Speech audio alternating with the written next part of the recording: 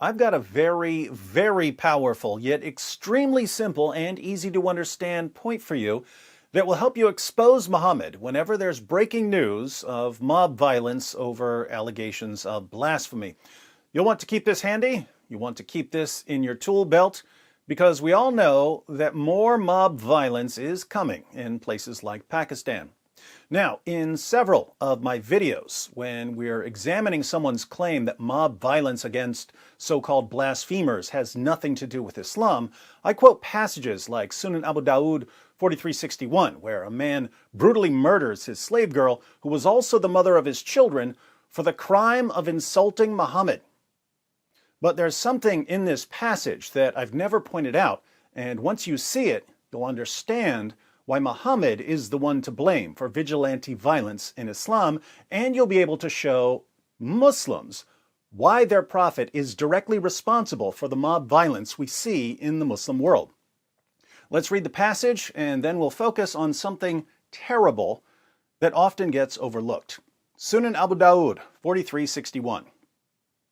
It was narrated that Ikrimah said, Ibn Abbas told us that a blind man had a female slave, she was his slave girl, his sex slave, who had borne him a child. So, like Muhammad, this man had sex with his slave girl and got her pregnant, who reviled the Prophet and disparaged him, and he told her not to do that, but she did not stop, and he rebuked her, but she paid no heed.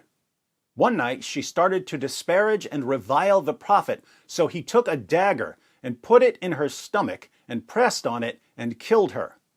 There fell between her legs a child who was smeared with the blood that was there.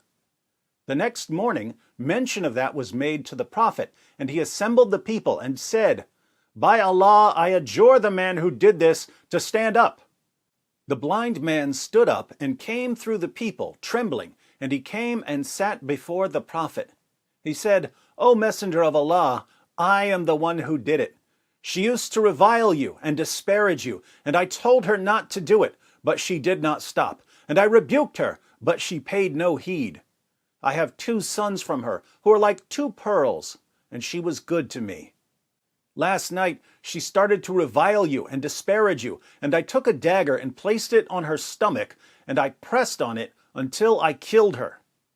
The Prophet said, Bear witness that no retaliation is due for her blood.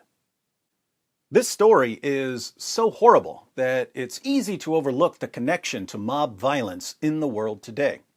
And the way the hadith is written, it's easy to miss the problem. The way the hadith is written, we're told that the slave girl insulted Muhammad and that there was no retaliation for her murder because she had insulted Muhammad. So the takeaway is that it's okay to murder someone for insulting Muhammad. That's bad enough, but take a closer look and you'll see that it's actually much, much worse. Think about this. How do we know what the slave girl did? How do we know that she insulted Muhammad? The only evidence against her is the testimony of her slave master who brutally murdered her. The only evidence against her comes from her killer. Think about it from the perspective of an investigation. Muslims find the body of a girl who's been stabbed to death. They tell Muhammad. Muhammad says, whoever did this, stand up now.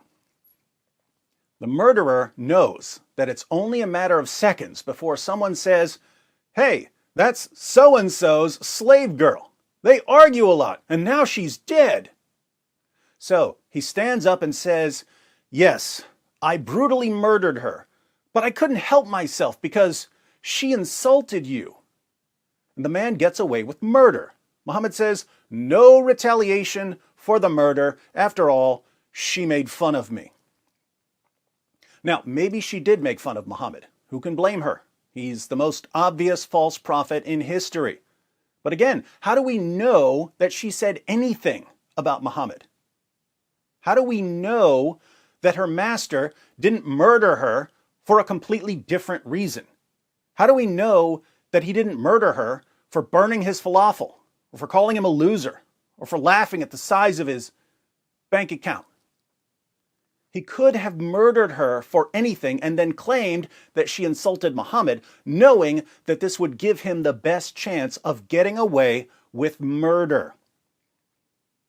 Muhammad set a very dangerous precedent here.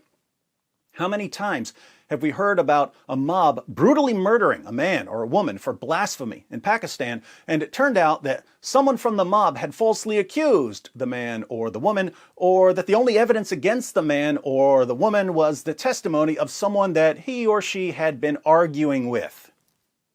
We've seen that over and over and over again. Why do people keep getting away with murder by mob? Because of Muhammad.